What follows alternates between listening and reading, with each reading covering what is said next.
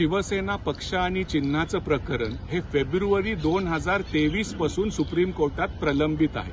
February 2023 मध्ये election कमिशननी Eknath शिंदेंच्या बाजूने निर्णय दिला होता।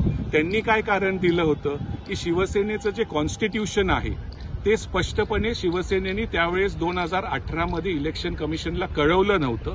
त्यामुळे आमदार खासदारांच्या संख्याबळावर आम्ही पक्ष आणि चिन्ह हे लेजिस्लेटिव्ह मेजॉरिटीच्या बेसिसवर एकनाथ शिंदे यांना देत आहोत। लगेचच उद्धव ठाकरेंनी डायरेक्ट सुप्रीम कोर्टात धाव घेतली। त्यावेळेसचे सरन्यायाधीश चंद्रचूड यांनी प्रकरण ऐकलं, पण त्याच्यात स्टे दिला नाही, स्थगिती दिली नाही। उद्धव ठाकरेंना त्यांनी सांगितलं की तुम्ही वेगळं नाव आणि चिन्ह वापरू शकता आणि जोपर्यंत आम्ही निर्णय देत नाही, म्हणजे सुप्रीम कोर्ट निर्णय देत नाही, तोपर्यंत एकनाथ शिंदेंकडेच पक्ष आणि चिन्ह राहील। त्याच्यानंतर जवळजवळ 2 वर्ष उलटले। फेब्रुवारी 2023 मध्ये प्रकरण दाखल झालं होतं। सप्टेंबर 2023 मध्ये प्लीडिंग्स कंप्लीट झाली। प्लीडिंग्स कंप्लीट झाले म्हणजे दोन्हीकडून लेखी उत्तर आलं आणि फायनल आर्ग्युमेंटची डेट फक्त मिळायची होती।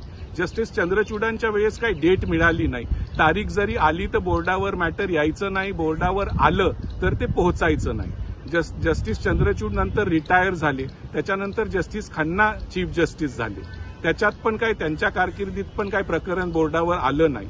पण आता मे मध्ये हे प्रकरण जस्टिस सूर्यकांत यांच्या खंडपीठासमोर वर्ग करण्यात आलं। तुम्हाला माहित असेल जस्टिस सूर्यकांत हे एनसीपी बद्दलचं पण प्रकरण ऐकत आहेत। तर जस्टिस सूर्यकांतांनी ह्याची डेट 16 जून ही दिली होती, म्हणजे उन्हाळ्याच्या सुट्ट्या सुप्रीम कोर्टाच्या 13 जुलैपर्यंत होतं। 16 जुलै माझं म्हणणं, 16 जुलै ही तारीख दिली होती। पण वेकेशन बेंच समोर उद्धव ठाकरेंनी हे मॅटर मेन्शन केलं आणि 14 तारखेला त्याची सुनावणी, म्हणजे आज पहिल्या दिवशी सुप्रीम कोर्ट आज उन्हाळ्याच्या अवकाशानंतर, उन्हाळ्याच्या सुट्टीच्या अवकाशानंतर पहिलाच दिवस होता। आज त्यांनी एक अर्ज दाखल केला होता उद्धव ठाकरेंनी की लवकर ह्याचा निर्णय द्यावा आणि जसं राष्ट्रवादीच्या बाबतीत तुम्ही निर्देश दिले होते, डिस्क्लेमर मजकूर द्या, हे टेम्पररी आहे, लोकांना कळवा आणि न्यूजपेपरमध्ये ऍड द्या, तसं तरी काहीतरी शिवसेनेच्या बाबतीत पण द्यावं। तर आज कोर्टाने स्वतःहून म्हणलं की आता हे अर्ज खूप झाले, आता आपण ह्या प्रकरणावर निर्णयच देऊ आणि ऑगस्टची तारीख, ते म्हणजे ऑगस्टमध्ये आम्ही हे फायनल डिस्पोजलला ठेवतो आणि जो काय सोक्षमोक्ष निर्णय आहे, आता ऑगस्टमध्ये काय निर्णय येऊ शकतो, एक तर शिंदेंकडेच पक्ष आणि चिन्ह राहील किंवा जर कोर्टाला वाटलं नाही उद्धव ठाकरेंचं बरोबर आहे तर उद्धव ठाकरेंकडे मूळ पक्ष आणि चिन्ह हे परत जाईल। ही खूप मोठी गोष्ट आहे। उद्धव ठाकरेंच्या वतीने कपिल सिब्बलांनी प्रयत्न केला की ऑगस्टमध्ये तुम्ही एक स्पष्ट तारीख द्या। कोर्टाने काय सांगितलं, आम्ही आमचं रॉस्टर बघू आणि 2 ते 3 दिवसात तुम्हाला संकेतस्थळावर ह्याच्या संबंधी स्पष्ट तारीख मिळेल। आता ऑगस्टमध्ये हे प्रकरण बोर्डावर येईल, मग ते पोहोचेल, बोर्डावर पोहोचायला पाहिजे, आलं तरी बोर्डावर तरी ते कोर्टमध्ये लिस्ट झालं कोर्टासमोर तरी ते त्या दिवशी पोहोचायला पाहिजे। त्याच्यानंतर 1 ते 2 दिवस ह्याच्यावर विस्तृत सुनावणी होईल, जजमेंट रिझर्व्ह होईल आणि जर ऑगस्टमध्ये सुनावणी झाली तर सप्टेंबर, ऑक्टोबर, नोव्हेंबरमध्ये निकाल येऊ शकतो।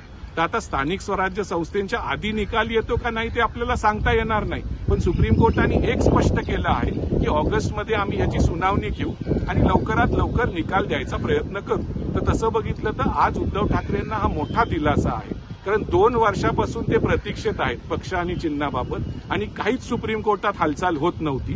राष्ट्रवादीच्या बाबतीत काहीतरी होत तरी होतं, तारखा पडत होत्या, हिअरिंग होत होतं।